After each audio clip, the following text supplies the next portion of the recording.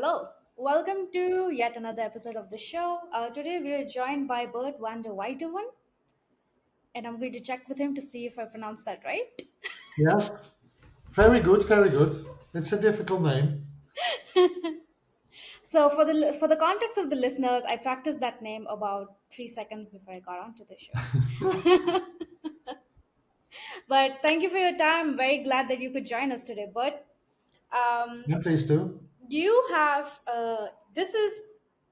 you basically started your PhD after you finished one section of your career. Yeah.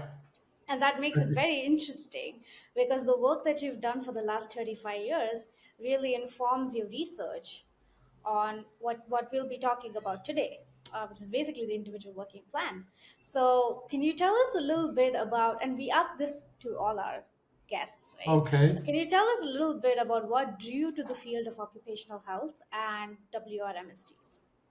Okay. Yeah. Let's start at the beginning. I think Yes. I have to do it short. I think, but in the early days, I worked as a physiotherapist in a regular physiotherapist practice, and during that time, there were many patients with musculoskeletal disorders. We assisted them in their recovery, but it was not entirely satisfying, because a few months later they returned with the same complaints. This time talking about auto pickers or bricklayers or construction workers, etc. Um, and we had no means in that practice to influence the work environment or the working conditions, etc. During that period, I was also associated with some sport clubs where we did training and recovery programs. Hmm. And at that time, a large company, a retail company in the Netherlands, had a huge problem with sick leave in the distribution centers. So they asked for help, and together with a friend, we translated the recovery and training programs that we were used to do in the sports environment into that company environment. So it was really it worked out. It was a success, and after that we did a lot of yeah. We started a company, a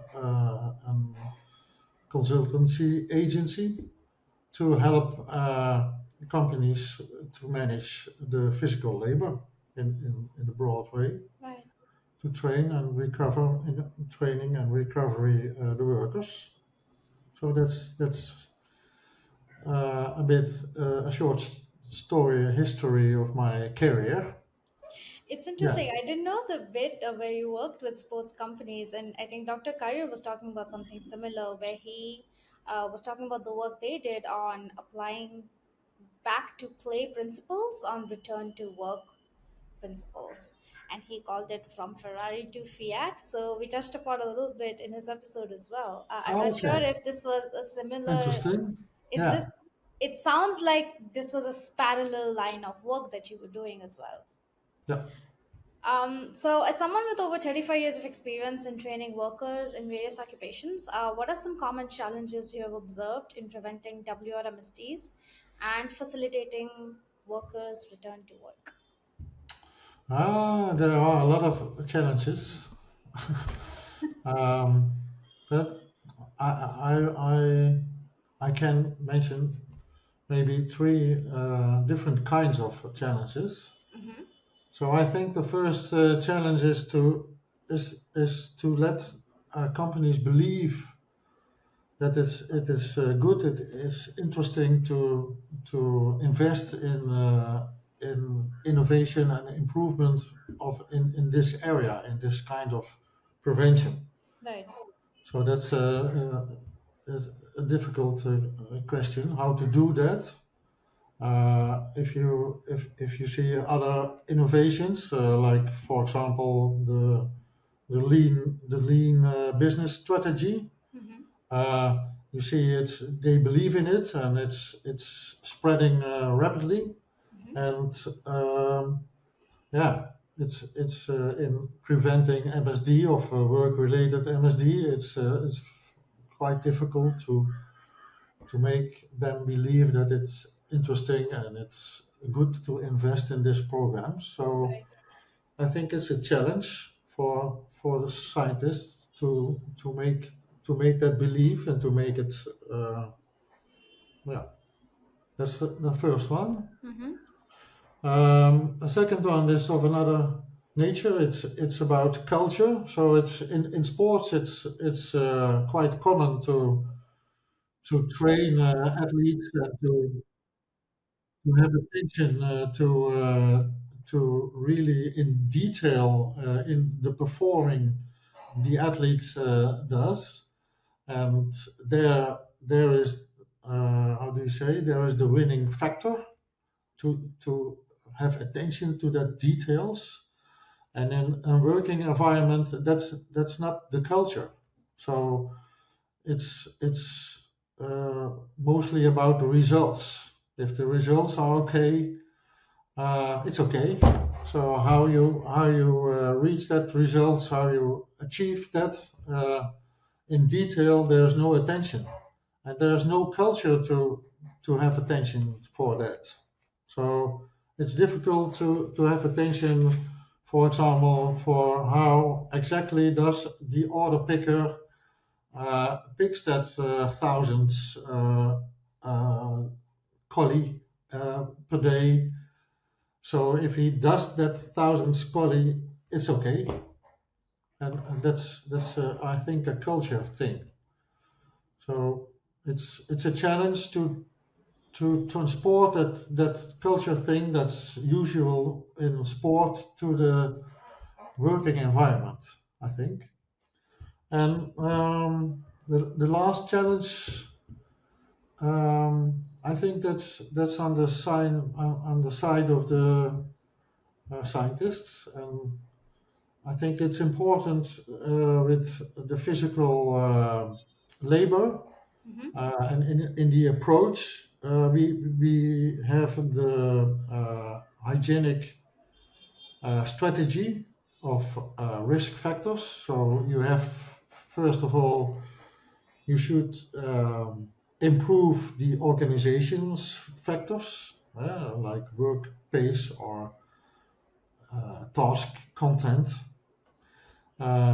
Secondly, there is the working environment we should pay attention to, and on the third place there is the attention for the behavior of the worker. Right. And it's that sequence. But I think in case of physical labor, it's another balance. Those three components are so strictly linked with each other that you and improvement in organizational aspects are mostly very difficult. Uh, Cost a lot of money and etc. So I think it's a challenge to reach for a good balance in that Yeah. three Yeah. components of the strategy. Yeah. I hear you. And while I was reading through your individual working plan, working the IWP protocol you created framework, um, did these challenges that you just described inform your framework? They have a link with that framework, I think.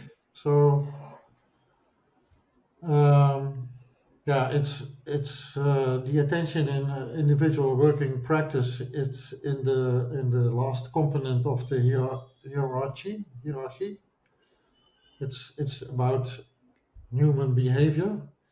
And I think when we can more yeah make more insight in that area, the balance in that he or he can be another balance. Hmm. So it's more common, and it becomes more common to have attention for that human behavior.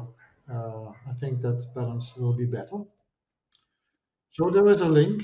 Yeah, I think if we are we can uh, improve the research in how to improve that behavior. Maybe it's possible to let companies see that it's successful, and it's interesting to invest in it. So yeah, Yeah. yeah, there are links. So the scoping review that you conducted, there are eight intervention categories you've identified for an individual working practice. Some of them are workplace adjustment and motoric skills. Can you discuss how these categories were defined and why they're crucial to preventing work-related musculoskeletal disorders? Okay, yeah. Um, Now we did a very broad literature research, and we find interventions in physical factors of where they try to reduce factors for physical strain and physical labor. Um, and ultimately, we found 110 articles, um, and in that articles there were about 900 interventions described. We undoubled, of course, these interventions, and then we labeled them based on the question: what has the worker to change, or to do, or to develop, or to yeah? What process does the worker goes through to when he will reduce physical labor? So that was the question, and we discussed that process and the actions that the worker has to do. And when we thought the worker it's quite a different process, we give it another name. So, for example, when you have to change your motor skills, it's a different. You have to train and to repeat and again, and you have to be motivated, etc. But when you have to change your table height, you have to be informed, and then you can uh, correct your table height. So it's another process, and we discussed that all over, and so we came when it's another process, we give it another label, and that's how we categorized, and we came to eight categories. So it's different to make a small variation in your working practice. For example, to change your working hand from left to right. It's a different process than as for example to change the task content or your schedule of your work in the day. When you can change that as a worker, it's quite a different approach and process. So that's how we came to that eight categories. Yeah. Dr. Karyur shared a comic with me. I can't find it right now, but I will, in post production, I'm going to like add it to the Okay, video because very it good. describes all the eight categories and a Yeah. very easy way, easily accessible way to the layman as well, because I could really understand it. So, and I think it's important work that you're doing. And if you could explain why it's important it's important to follow these eight, it's sort of important to follow steps in all these eight categories so we can prevent the work related musculoskeletal disorders. Why is that important? Yeah, it starts with categorizing, I think, but it's yeah, the maybe I can tell the second step. The second step was to define these categories good, and to we did a Delphi study, an expert consultation on the names of the categories, and we tried to try to find consensus about the categories, and we were looking for, did we miss some category, or do the experts think it's doubled? But the first results shows that it's okay. We did not miss some categories, and we did not have too much categories. So I think we did get consensus on that.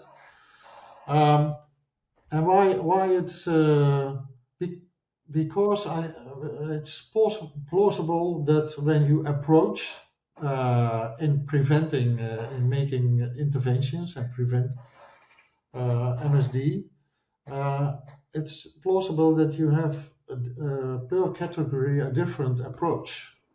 We're not sure about that, Mm-hmm. but it's plausible to think about to change the motor skills of a worker. It's a different. You need a different approach Mm-hmm. to be successful than Hmm. when you give people information about working height. Okay. So yeah, and So that's the the next stage step. that you're at right now, you're not sure. No, we're not sure. It's a research, and we like to discuss in the conference with experts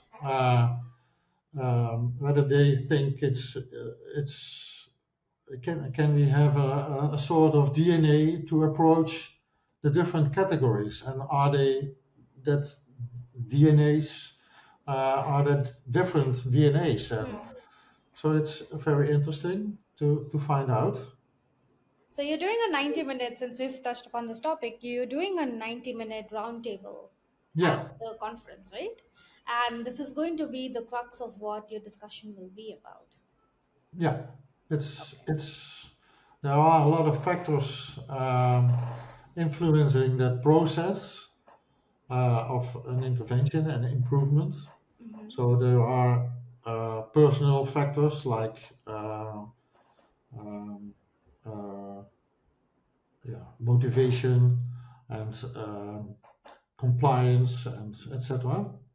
Um, there are uh, there are different sorts of input. You can give information. You can give training. You can give motivational things. Yeah. There are some external factors that influence that process. Mm-hmm. So the working environment, etc. So in that thought, we like to discuss whether there is a change in that factors Mm-hmm. um, that influence that process per category. Mm-hmm. Yeah, that's what we like to discuss in the roundtable with experts. Um, Follow-up question to the categorizations then. How can the categorization of interventions for individual working practice contribute to prioritizing interventions? So, for example, you just said that a lack Yeah, of motivation, you could then work on an intervention that allows to solve for that lack of motivation. But are there any such examples that you can think of? I think it's a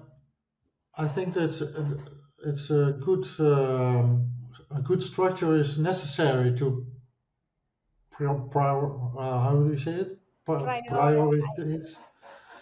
Um, because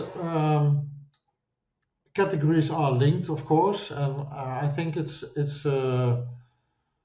first of all, you can in Dutch they say you can get the fruit, the low hanging fruit. Okay, it's yeah.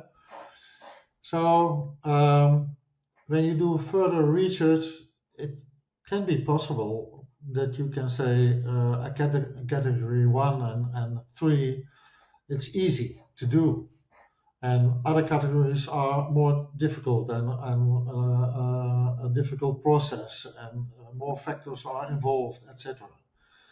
I think it's also uh, plausible that there is a sequence. So when you train people in motoric skills to reduce physical labor, uh, maybe it's important to do first, give first attention to the working environment Hmm. because it's more successful and etc. So yeah, we think that there will be a prioritization uh, possible. But first of all, we are now in the position of making good categories, uh, and that's the next step in the framework. Maybe we can find out that sequence what is important. Yeah. Okay. Um, this is the last question. We're almost at the end of Okay. our interview. But you've had a very interesting. I find your journey quite fascinating, and I was Okay. wondering if you had advice for your peers who are also pursuing a PhD in the field. Okay. I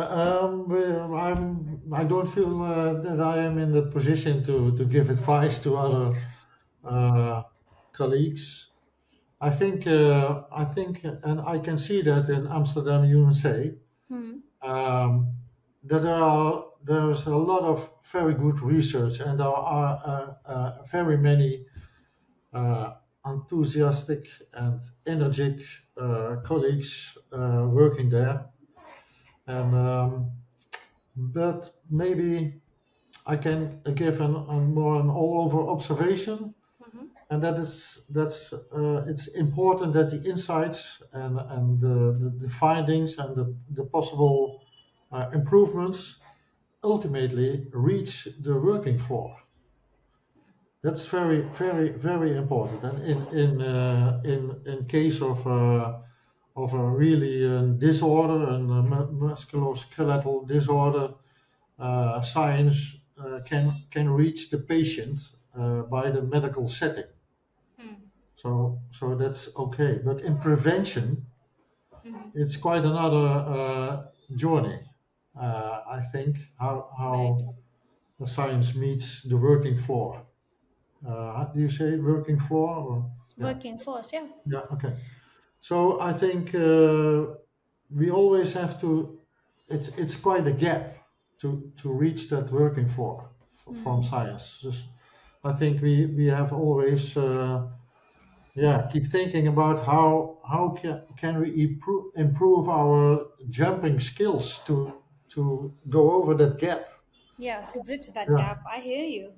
yeah. That's really good advice. For our listeners, I just want to call out that Bert was quite nervous about speaking in English. This is not his first language, but I do have to say, Bert, you cannot tell. Okay, thank you. Nobody can tell. You are excellent at this. Okay, thank you. Thank you very much. It's good for me in my learning process. Yes, and I It's know good. that the last week you spent time practicing English, and you've done a good job. So Okay, thank thank you. you very much. Thank you very Thank much. you for your time. Okay. Bye.